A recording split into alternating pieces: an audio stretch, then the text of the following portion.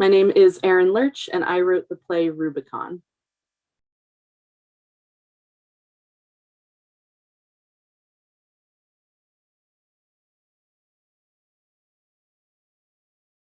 So there's a couple of things that are new about RUBICON that I haven't tried before.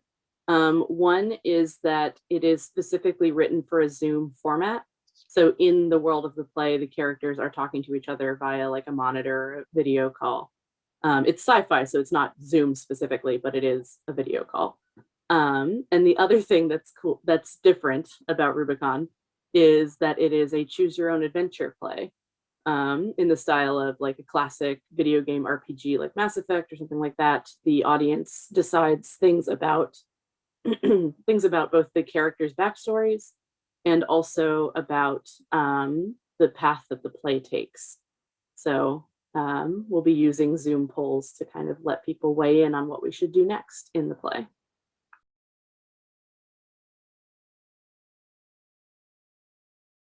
I've been wanting to write a choose your own adventure play for a while, like years, but I didn't actually come up with this specific idea or start writing this specific script until 2020.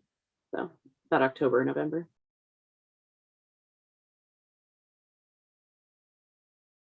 The play centers around Ray Nigelis, who is the captain of a diplomatic aid ship, which just means like a neutral party that can give aid to like people in a war zone, things like that. Who is on her way to deliver an arbiter for negotiations between a colony that has recently kind of stirred up a bunch of trouble and the Edenic fleet, which is this military power that sort of leads the colony, is responsible for the colony. So Ray is one of the characters. Rubicon the ship, aka Ruby, is one of the characters.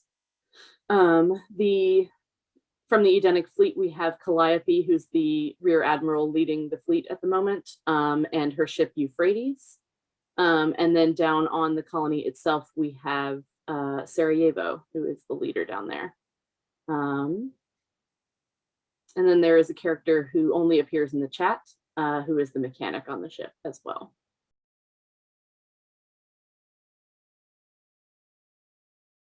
Always.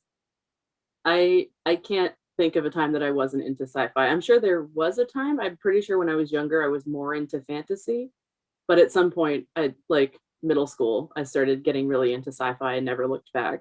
I love space. I love the possibilities. I love exploring questions of like, what is the measure of a human? What is the measure of a person? So like, I always have aliens or AIs in my sci-fi because I'm always interested in that question of personhood. I just think it's more fun than realistic fiction, to be quite honest. So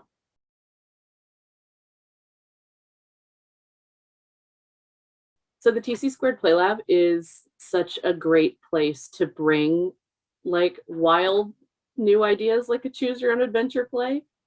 You know, in other places, I might be afraid to bring something so weird that plays with form, so like that is so different from kind of a typical play.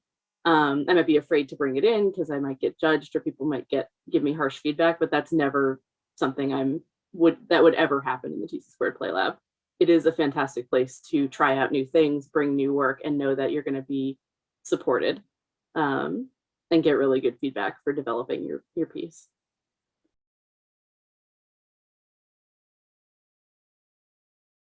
My biggest concern about writing this piece and about doing it for an audience is I don't want the story that I'm trying to tell to get lost in the gimmick, if that makes sense.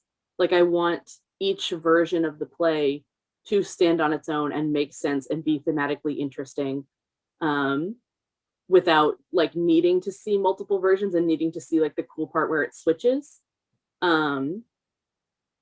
So that's kind of the thing I'm most concerned about as I'm working on this play, is making sure that it stands on its own as a play as well as like this cool choose your own adventure thing.